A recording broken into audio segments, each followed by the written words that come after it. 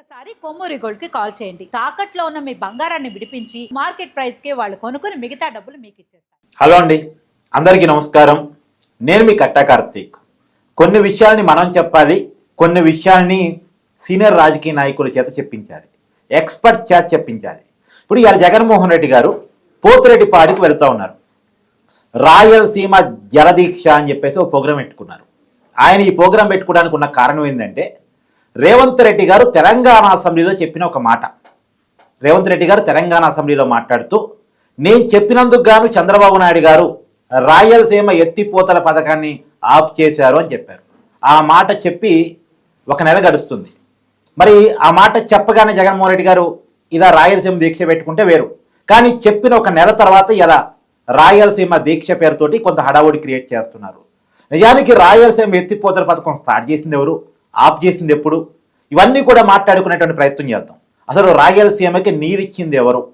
Senior రాజకీయ నాయకుడు, రాయలసీమ ప్రాంతానికి సంబంధించినటువంటి వ్యక్తి, సుదీర్ఘమైనటువంటి రాజకీయ అనుభవం ఉన్నటువంటి మైసూర రెడ్డి గారు నాతో ఉన్నారు. సార్ నమస్కారం. నమస్కారం సార్, మీరు రాయలసీమ ప్రాంత ప్రజల హక్కుల కోసం నిలబడ్డ వ్యక్తి, రాయలసీమ సాగునీటి కోసం పోరాడిన వ్యక్తి, సుదీర్ఘకాల రాజకీయ అనుభవం ఉన్నటువంటి వ్యక్తి. మీకు రాయలసీమ పరిస్థితుల మీద సమగ్రమైన అవగాహన ఉంది కాబట్టి అడుగుతున్నాం. అసలు రాయలసీమ నీటి ప్రాబ్లంకి కారణం ఏంటి? నీటి సమస్యను పరిష్కరించడానికి ప్రయత్నం చేసింది ఎవరు? ఇవాళ పులివెందులతో సహా కుప్పం వరకు అన్ని రాయలసీమ ప్రాంతాలకు నీరుస్తుంది ఎవరు, నీరు ఆపుతుంది ఎవరు? అంటే అప్పుడు ఉద్యమం నడిచింది. ఉద్యమం నడిచి నిరాహార దీక్షలు, సెక్రటరియట్ దగ్గర ధర్నాలు, ఇవన్నీ అప్పుడు ఉమ్మడి రాష్ట్రం ఉండే.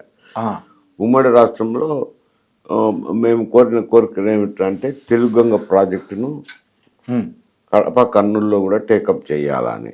ఎందుకంటే బనకచెల్ల దగ్గర రెగ్యులేటర్ దగ్గర కుందు నదిలో వేసుకొని పోయి నెల్లూరు తీసుకొని అట్టే తీసుకోవాలని ఉన్నారు. మద్రాసు వాటర్ సప్లై లేదు కెనాల్ ఎదుగు కెనాల్ ద్వారా తీసుకోవాలా అని చెప్తే తెలుగుగంగ కెనాల్ కంప్లీట్ చేశారు. కడప కర్నూలు, అదే వేలుగోడు రిజర్వాయరు, బ్రహ్మంగారి మఠం రిజర్వాయర్ వచ్చినాయి. తర్వాత శ్రీశైలం కుడి కాలువను కూడా ఎక్స్టెండ్ చేయాలని అన్నాం. దాని బదులు గాలేరు నగరి అని ప్రత్యేక స్కీమ్ పెట్టినారు. కుడి కాలువను ఎక్స్టెండ్ చేసేదానికి అవకాశం లేదని చెప్పి సపరేట్గా బనకచెల్ల నుంచే సపరేట్ కెనాల్ తీసి గాలేరు నగరి అని పేరు పెట్టినారు. తర్వాత అంద్రినీవా అనేది ఎత్తిపోతల పథకం, అంటే శ్రీశైలం జలాశయం నుంచి నీళ్లతోటి అనంతపురం కర్నూలు జిల్లాలకు సప్లై చేసేది. అది కూడా కంప్లీట్ అయిపోయింది. అవి గతంలో ఉమ్మడి రాష్ట్రం ఉన్నప్పుడే అయిపోయినాయి ఆ స్కీములు. వేరియస్ అప్పుడు భాస్కర్ రెడ్డి గారు, జనార్దన్ రెడ్డి గారు ఉన్నప్పుడు శాంక్షన్ చేయడము, తర్వాత ఎక్స్టెండ్ కావడము, జలయజ్ఞంలో పనులు కంప్లీట్ చేశారులేండి. ఎందుకంటే వాళ్ళ తండ్రి గారు కూడా, జగన్మోహన్ రెడ్డి తండ్రి గారు కూడా అప్పుడు ఉద్యమంలో ఉన్నాడు. రాయలసీమ ఉద్యమంలో మాతో పాటు ఉన్నాడు. అవును, నేను ప్రెసిడెంట్, ఆయన ఏదో గెస్ట్గా వస్తాండే. అవును, ప్రతిపక్ష నాయకుడుగా బలంగా మాట్లాడారు. మళ్ళీ తర్వాత ఈ రాయలసీమ ఎత్తిపోతల పథకం అనేది ముందు 14 నుంచి 19 వరకు ఈయన ఉన్నాడు కదా, సీఎం చంద్రబాబు నాయుడు గారు ఉన్నారు.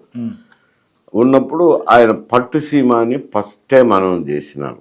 అవును, గోదావరి నది జలాలను కృష్ణా నదికి తరలించాలా, నదుల అనుసంధానం ప్రాజెక్టును మొట్టమొదట మొదలుపెట్టింది చంద్రబాబు నాయుడు. సరే, ఆ పట్టుసీమ ఇటు అటు పడి ఆయన ప్రభుత్వం దిగిపోయింది 2019లో. దాన్ని పక్కన పడేసినారు. జగన్మోహన్ రెడ్డి వచ్చి పక్కన పడేసారు. దాన్ని పట్టించుకోలేదు. మళ్ళీ తర్వాత ఈయన రాయలసీమ ఎత్తిపోతల పథకం అని ఒకటి పెట్టాడు. రాయలసీమ ఎత్తిపోతల పథకం అని అంటే శ్రీశైలం రిజర్వాయర్లోనే డెడ్ స్టోరేజ్ నుంచి 800 లెవెల్ నుంచి నీళ్లు తోడి బనకచెర్ల రెగ్యులేటర్లో పోసి అట్లా రాయలసీమకు ప్రకాశం జిల్లాలో ఆయకట్టుకు, ప్రకాశం జిల్లాలో కరువు పీడిత ప్రాంతాలు ఉన్నాయి కదా, అవును, అసలు వాటర్ లేని ప్రాంతాలు, అక్కడికి తరలించకపోయేదానికి ఇక్కడ తక్కువ వచ్చినప్పుడు ఏదన్నా తెలుగు గంగలోను దీంట్లోనూ బనకచెర్లలో పడితే అన్ని ఇటు అటు అన్ని సైడ్లకు వెళ్ళడానికి కాలువలు ఉన్నాయి. సో డెడ్ స్టోరేజ్ తోరి బనకచెర్ల ఎత్తిపోతల పథకం అని శ్రీశైలం నుంచే పెట్టినాడు సోర్సు. కానీ మళ్ళా దానికి ఎందుకంటే కృష్ణా నది ఇప్పటికే ఒత్తిడిలో ఉంది కదా, పక్క వస్తాయి. అయినా డెడ్ స్టోరేజ్ నుంచి పెట్టి ఏదో చేసినాడు. అయితే పర్యావరణ శాఖ వాళ్ళు స్టే చేసినారు, ఆ ప్రాజెక్ట్ని నిలిపేసినారు. అవును, 800 లెవెల్ నుంచి నీళ్లు తీసుకోవాలనుకున్నారు. అప్పుడు ఆయన పథకానికి ఏమైందంటే పర్యావరణ శాఖ నిలుపుదల చేయమని స్టే ఉత్తర్వులు ఇచ్చేసి. ఎప్పుడు సార్? జగన్మోహన్ రెడ్డి అధికారంలో ఉన్నప్పుడే, అంటే ప్రాజెక్ట్ స్టార్ట్ చేసినప్పుడే జగన్మోహన్ రెడ్డి ముఖ్యమంత్రి. తర్వాత సిడబ్ల్యూసి కూడా అభ్యంతరం చెప్పింది. వాళ్ళు చెప్పిన తర్వాత మీరు చేపట్టద్దు అని చెప్పేసి దాంతో ఆ ప్రాజెక్టు నిలిచిపోయింది. ఆయన అధికారంలో నుంచి దిగిపోయినాడు. మరి కాదు, దాన్ని అంటే ఆ స్టే ఎత్తిపించుకోవడానికి ప్రయత్నం చేయలేదా కేంద్రంతో లాబింగ్ చేసుకొని? అంత పెద్ద చేసినట్లేదు దాని మీద. అదే మరి ఆయనే స్టార్ట్ చేశాడు కదా, మరి చేసుకోవచ్చు కదా ఆయన లాబింగ్ చేసుకొని. చేసుకోవాలి, మరి చేసుకుని దిగిపోయినాడు లేండి, అధికారంలోంచి దిగిపోయినాడు. దిగిపోయిన తర్వాత ఇప్పుడు ఈయన వచ్చినాక గోదావరి జలాలనే డైవర్ట్ చేసి లక్కసాగరం అనింది. నాగార్జున సాగర్ నుంచి లక్కసాగరానికి ఎత్తిపోసి లక్కసాగరం నుంచి బనకచెర్లకు ఎత్తిపోయారు. అది ప్రకాశం జిల్లాలోనే ఉంది లక్కసాగరం. నల్లమల్ల ఫారెస్ట్ దగ్గర బనకచెర్లకు దగ్గరనే ఉంది. అక్కడికి చేసి అక్కడ ఒక రిజర్వాయర్ కట్టి అక్కడి నుంచి పంప్ చేయాలని నీళ్లు. తేడా ఏం లేదు, అన్నీ అందరు ఇచ్చేది కృష్ణానదిలో నుంచే నీళ్ళు ఇవ్వాలా. కాకపోతే శ్రీశైలం డెడ్ స్టోరేజ్ నుంచి పెట్టినారు, వీళ్ళు నాగార్జున సాగర్ నుంచి ఎత్తిపోస్తారు. నాగార్జున సాగర్ నుంచి ఎత్తిపోసి పర్యావరణ అనుమతులు లేవు కాబట్టి సిడబ్ల్యూసి స్టే ఉంది కాబట్టి అది లేదు. ఇప్పుడు నాగార్జున సాగర్ నుంచి వాటర్ తీసుకొని దీంట్లో లక్కసాగరంలో వేసుకొని ఆ నుంచి పంప్ చేయాలనేది వీళ్ళ ప్రభుత్వం ప్లాన్. ఈ మధ్యలో ఏం చేసినారంటే మీరు అడుగుతాంటారు కదా, బీఆర్ఎస్ చాలా అబ్జెక్షన్స్ వ్యక్తం చేసింది కదా.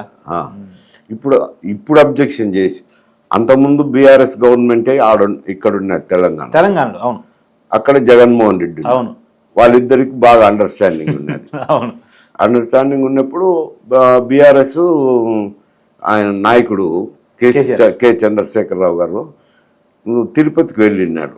అవును, తిరుపతికి వెళ్ళి రోజా ఇంటికి వెళ్ళాడు.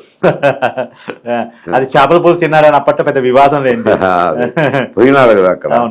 పోయినప్పుడు ఆడ కామెంట్ చేశారు, మీరు రాయలసీమ ఎత్తిపోతల పథకం చేసుకుంటున్నారు, కరువు పీడిత ప్రాంతాలే మీరు సస్యశ్యామల అవసరమే, బాగా సంతృప్తిగా చేసుకోండి అని చెప్పి దీవించి వచ్చినాడు.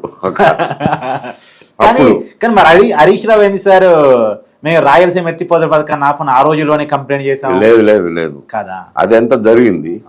జరిగినాక ఇది కేంద్ర ప్రభుత్వం నుంచి వచ్చింది, పర్యావరణ శాఖ. అంటే అదే వీధి కంప్లైంట్ చేయబట్టే పర్యావరణ శాఖ అనుమతులు నిలిచిపోయాయి అనేది కాదా? ఓకే, పర్యావరణ శాఖ అనుమతులు పెట్టేశారు. ఎన్జిఓలు పోయినట్టు. తర్వాత ఈయన ఇది పెట్టినాక ఇప్పుడు మీరు కృష్ణానది నీళ్లు లొంగిపోయినాడు చంద్రబాబు నాయుడుకు, రేవంత్ రెడ్డి అని చెప్పి వీళ్ళు తిట్టను మొదలు పెట్టారు. హరీష్ రావు, కేటీఆర్. అంతకుముందు వాళ్ళ తండ్రి అంటే ఆయనకు మామ అవుతాడు, ఈయనకు తండ్రి అవుతాడు. అప్పుడేమో పోయి మంచిది మీరు వాడుకోండి, కరువు పీడిత ప్రాంతాల్లో మీరు బాగుపడ్డం ముఖ్యమే అని చెప్పి వచ్చి ఇప్పుడు ఏం అయ్యే కదా మాట్లాడేది, ఇంకా వేరే ఏం కాదు. సోర్స్ వేరే, అంతేగాని ఆడ శ్రీశైలం నుంచి ఎత్తిపోస్తున్నారు, ఈడ కింద నాగార్జున సాగర్ నుంచి ఎత్తిపోతున్నారు. గోదావరి జలాలు సముద్రాన్ని బయట బయట వాడుకుందామన్నారు. సరే, మీరు కూడా ఏదైనా కానీ ఎక్కువ ఉన్నాయి ఈడ, అవసరమైతే వాడుకోండి, మేమే వద్దని లేదు కదా అని డైలాగ్ కూడా గుర్తు సార్. కేసీఆర్ చెప్పింది, బేసిన్ లేవు బేసిజాలు లేవు అనే డైలాగ్ కూడా. అదేలే, బేసిన్ ఏ చెప్పినారులేండి, చాలా రోజులైంది, నాకు గుర్తులేదు.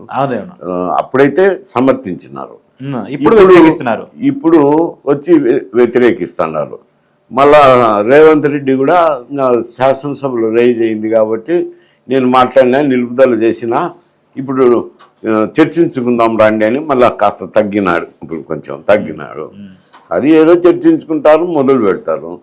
దాన్ని ఏదైనా ముందుకు వెళ్ళేదానికి దారి తీసుకోవాలి. అప్పుడు వాళ్ళు